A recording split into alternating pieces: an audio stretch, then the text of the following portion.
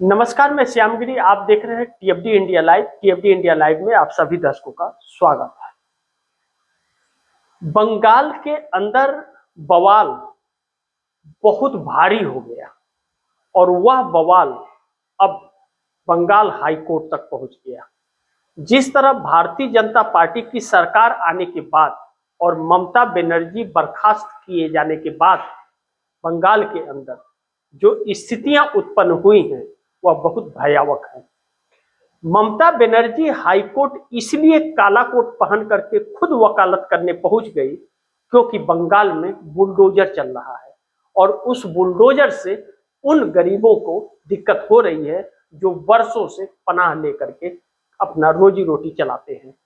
ऐसे में ममता बनर्जी ने सुप्रीम कोर्ट के एक आदेश का हवाला देते हुए बंगाल हाईकोर्ट में कहा कि यह सुप्रीम कोर्ट के आदेश के बावजूद यह किसने आदेश दिया बुलडोजर चलाने का, जबकि सुप्रीम कोर्ट के आदेश में यह लिखा गया है कि बुलडोजर चलाने के पहले नोटिस देना पड़ेगा, सूचनाएं देनी पड़ेंगी, उस कारण बताना पड़ेगा, तभी बुलडोजर चला सकते हैं।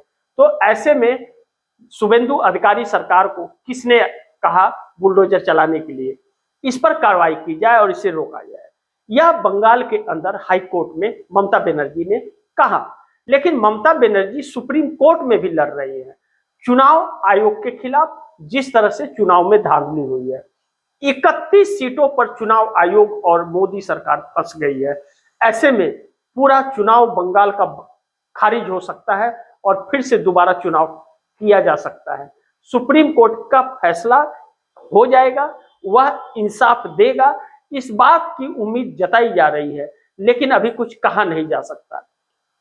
लेकिन जिस एसआईआर के तहत नाम काटे गए वह बहुत चिंताजनक है। जो सबसे ज्यादा बंगाल हो या बिहार हो या उत्तर प्रदेश हो, जिस तरह एसआईआर के तहत करोड़ों लोगों के नाम काटे गए हैं, अब उसका जो रिएक्शन है, सरकार के मकसद सपने थे जो, वह किस तरह से वह कर रही है उसका अब पता चल रहा है। सम्राट चौधरी की सरकार जो बिहार में नीतीश कुमार के आशीर्वाद से बनी है, बहुत लंबे लंबे तीर मार रही है। वैसे तो तीर निशान नीतीश कुमार का है, लेकिन तीर छोड़ कौन रहा है? सम्राट चौधरी छोड़ रहे हैं। 65 लाख लोगों के जिनके नाम काटे गए हैं, उसमें बड़ी महत्वपूर्ण है कि 34 लाख लोगों के राशन कार्ड से नाम काट दिए गए और बाकियों की तैयारी जारी है। ऐसे में जिन लोगों का राशन कार्ड से नाम कट रहा है उन्हें किसी भी तरह के सरकारी योजनाओं का लाभ नहीं मिलेगा। सम्राट सरकार का यह आदेश है। सेम पैटर्न पर बंगाल के अंदर 91 लाख लोगों के नाम काटे गए हैं, जिसमें 31 लाख मुस्लिम वर्ग के नाम बताए जा रहे हैं। ऐसे में बंगाल में तो जो होगा होगा, ममता बनर्जी क्या करेंगी वह लड़ भी रही हैं और अलग अलग तरीके से मोर्चा संभाली हुई हैं। लेकिन बिहार में नीतीश कुमार क्या कर रहे हैं? 65 लाख लोगों के अगर राशन कार्ड से नाम हटाए गए तो सबसे ज्यादा नुकसान उसका नीतीश कुमार को होगा। भारतीय जनता पार्टी तो हिंदू मुस्लिम घुसपैठिए का राजनीति करती है, लेकिन नीतीश कुमार का तो मुस्लिम और लौकुश समीकरण है जो उन्हें 20 सालों तक सत्ता में रखा। ऐसे में भारतीय जनता पार्टी ने नीतीश कुमार को सीएम की कुर्सी से हटा रखा है। अब उनके बेटे निशांत कुमार आए हैं। अगर निशांत कुमार वोटरों के बीच जाएंगे और उनका जो वोट बैंक है उसे काट दिया गया है, जैसे आप मान लीजिए कि अगर 4 लोगों का परिवार है और एक व्यक्ति का नाम कट गया है और उसका राशन कार्ड बंद किया जा रहा है, सरकारी योजनाओं का लाभ नहीं मिलेगा, सरकारी नौकरी के लिए अप्लाई नहीं कर सकता, पेंशन नहीं मिलेगा, विधवा पेंशन, चाहे बाकी किसान निधि नहीं मिलेगी, चाहे और भी सरकारी योजनाओं का लाभ नहीं मिलेगा, 5 किलो राशन नहीं मिलेगा, बाकी के राशन नहीं मिलेंगे, यह सारी चीजें हैं। तो सोचिए उसके परिवार के बाकी हिस्से के लोग जो हैं क्या नीतीश कुमार को वोट देंगे? ऐसे में नीतीश कुमार बहुत बुरी तरह से फंस गए हैं। अब भारतीय जनता पार्टी जिस तरह से पैर कतर रही है और सम्राट चौधरी जिस तरह से एक्शन ले रहे हैं, उससे नीतीश कुमार के वोट बैंक को समाप्त किया जा रहा है। नीतीश कुमार के खिलाफ वोटरों के अंदर एक नाराजगी पैदा करने का पैटर्न अपना लिया है भारतीय जनता पार्टी में। ऐसे में नीतीश कुमार के जेडीयू पार्टी के जो 85 एमएलए हैं वह बहुत असमंजस परिस्थिति में है। अब समझ आया कि जेडीयू के लोगों ने जो प्रेस कॉन्फ्रेंस की थी और बिहार की जनता और मुस्लिमों को यह कहा था कि भारतीय जनता पार्टी से डरने की जरूरत नहीं है, भाजपा का सीएम भले ही हो लेकिन सरकार नीतीश कुमार चला रहे हैं। लेकिन यहाँ उल्टा हो गया, सम्राट चौधरी सीएम बनकर नीतीश को धोखा दे दिए, वह पैटर्न वह चला रहे हैं जो मोदी साहब कह रहे हैं। ऐसे में नीतीश कुमार को ठिकाने लगाने का काम हो चुका है। अब 85 विधायकों में इस बात की नाराजगी है कि वह वोट मांगने जाएंगे तो उनको जनता की नाराजगी झेलनी पड़ेगी, वोट नहीं मिलेगा। ऐसे में नीतीश कुमार जो 2030 में 200 जेडीयू सीट ले आएगी इसका सपना देख रहे हैं बेटे को मुख्यमंत्री बनाने का, वह जीतन राम मांझी और उपेंद्र कुशवाहा बनकर के रह जाएंगे, 10-5 सीटों पर सिमट जाएंगे। लेकिन नीतीश कुमार अब अलग अलग तरह से बैठकें भी कर रहे हैं और नीतीश कुमार गुप्त बैठकें भी कर रहे हैं। कहा यह जा रहा है कि नीतीश कुमार भारतीय जनता पार्टी से खासे नाराज चल रहे हैं, लेकिन वह नाराजगी किस काम की, जब 85 विधायक आपके पास होते हुए भी वह ताकत आप नहीं दिखा पा रहे हैं।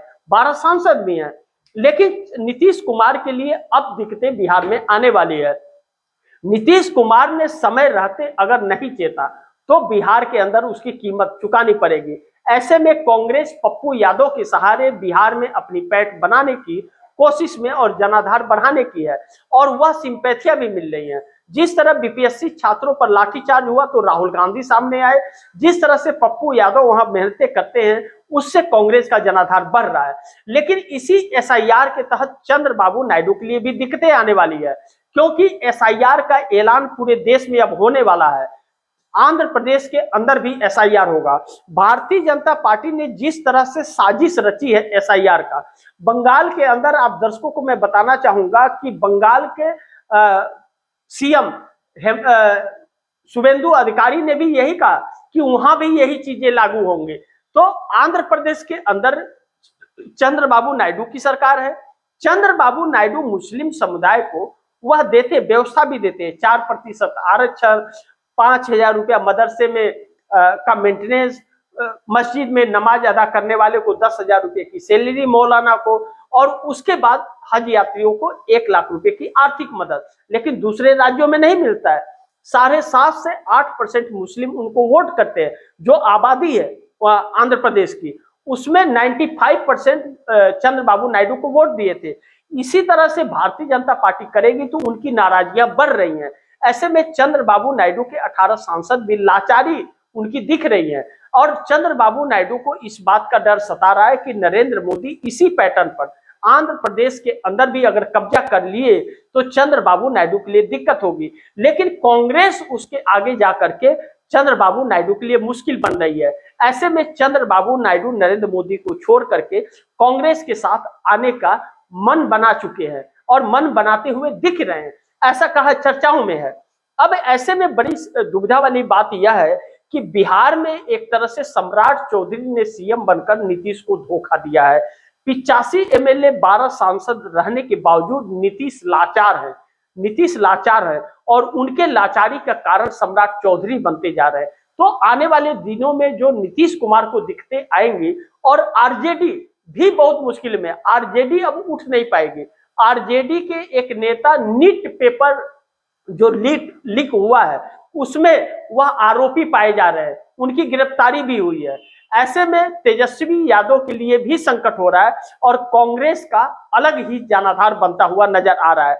लेकिन भारतीय जनता पार्टी के तरफ से नीतीश कुमार और नायडू को पूरी तरह से खत्म करने का एक नया पैटर्न और रास्ता चल गया है।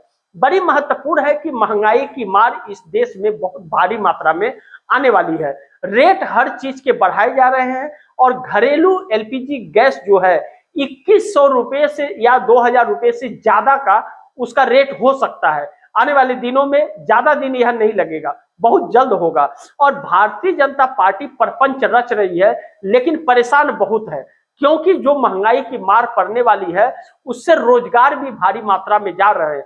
सोना व्यापारियों का शटर बंद होने लगा है, 2.5 करोड़ लोग तकरीबन बेरोजगार होते हुए नजर आ रहे हैं।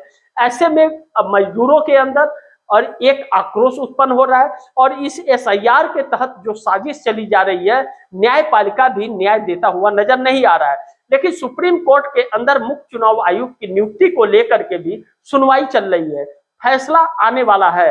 लगता यह है टिप्पणियों के अनुसार कि मुख्य चुनाव आयुक्त ज्ञानेश कुमार का इस्तीफा हो सकता है। अगर उस कानून पर रोक लगा तो उसी कानून के तहत चुने गए हैं जो नरेंद्र मोदी ने पास किया था, वह पारदर्शित नहीं है। अब राहुल गांधी एक चुनौती मोदी सरकार के लिए है। एनडीए गठबंधन के अंदर एक बड़ा बिखराव और टूट होने की संभावना बताई जा रही है।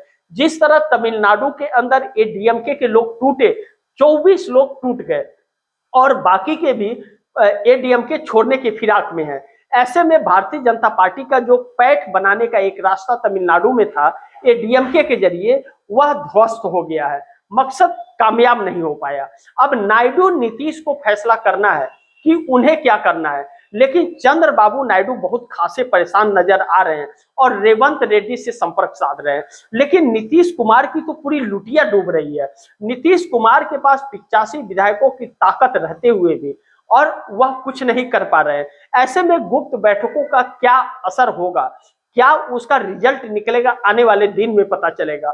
लेकिन नीतीश कुमार अपनी पूरी तरह से अपना वोट बैंक खो रहे हैं। जिस तरह बीपीएससी छात्रों को पीटा गया और घायल हुए हैं बच्चे, एक सवालों में है।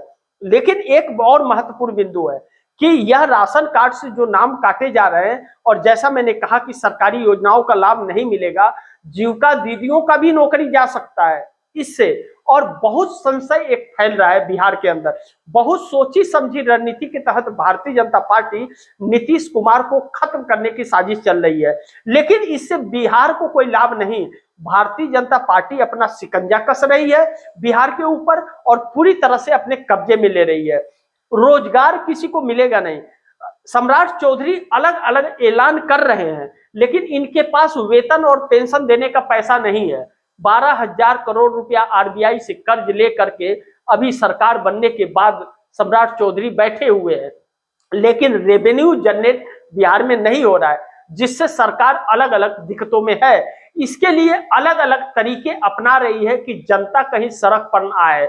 हकीकत यह है कि जनता के आक्रोश को यह झेल नहीं पाएंगे, इसलिए अलग अलग कानून बना करके जारी कर रहे हैं कि जनता खुद में परेशान रहे, सरकार की गलतियों पर ध्यान न दे और सड़क पर आकर के ऐसा तांडव न करे कि सरकार को झोला उठा करके भागना पड़े। इस नौबत पर आ गया है। देश एक बहुत बड़े संकट से गुजर रहा है और नरेंद्र मोदी ने सारा ठिकाना जनता पर फोड़ दिया है और खुद झोला उठा करके विदेश चले गए। प्रधानमंत्री नरेंद्र मोदी, इतनी कायरता इस सरकार की, डरपोक सरकार की भाग रही है। राहुल गांधी ने बयान दिया है कि यह सब कुछ पहले से प्लानिंग था और अमेरिका से एग्रीमेंट हुआ है। अमेरिका से दोस्ती के वजह से यह सारी परिस्थितियां देश में उत्पन्न हुई है। बार बार राहुल गांधी कह रहे हैं, इन्हीं बातों को राहुल गांधी पार्लियामेंट में कहना चाहते थे, जिसको लेकर के स्पीकर और भाजपा ने बोलने नहीं दिया 4 दिनों तक। और राहुल गांधी ने जो जो बातें कही हैं, एक एक बातें सच हुई हैं। ऐसे में एक लॉकडाउन, आर्थिक लॉकडाउन लगाने की तैयारी चल रही है, जो तकरीबन 2 सालों तक अब घरों में आपको रहना पड़ेगा। उसके बाद कितने दिन रहना पड़ेगा गारंटी नहीं है, लेकिन आप दफ्तर जा नहीं सकते, आप कार और बाइक चला नहीं सकते। जगह जगह पेट्रोल पंप पर लिख दिया गया 200 रुपया बाइक में और 1000 रुपया कार में, इससे ज्यादा किसी को तेल नहीं मिलेगा। लेकिन दुर्भाग्य यह है कि वह भी तेल नहीं मिलेगा उतने का भी। ऐसी परिस्थिति देश में आई है क्योंकि देश का खजाना खाली हो चुका है। नरेंद्र मोदी एक सबसे कमजोर और डरपोक प्रधानमंत्री इस देश के साबित हो चुके हैं, इसमें कोई शक नहीं होना चाहिए। लेकिन चुनाव आयोग की मदद से एक एक राज्य यह सरकार जीतती जा रही है, जो इस देश के लिए बहुत बड़ा संकट बन रहा है। बाकी आप दर्शकों की क्या राय है, क्या सुझाव है, कमेंट बॉक्स में जरूर दीजिएगा। इस खबर को ज्यादा से ज्यादा शेयर कीजिएगा, अपने दोस्तों को भी कहिएगा आगे शेयर करें। और आपने टीएफडी इंडिया लाइव को सब्सक्राइब नहीं किया, सब्सक्राइब कर लीजिए, अपने दोस्तों को भी कहिएगा सब्सक्राइब करें। मिलते हैं अगली खबर के साथ, तब तक के लिए नमस्कार।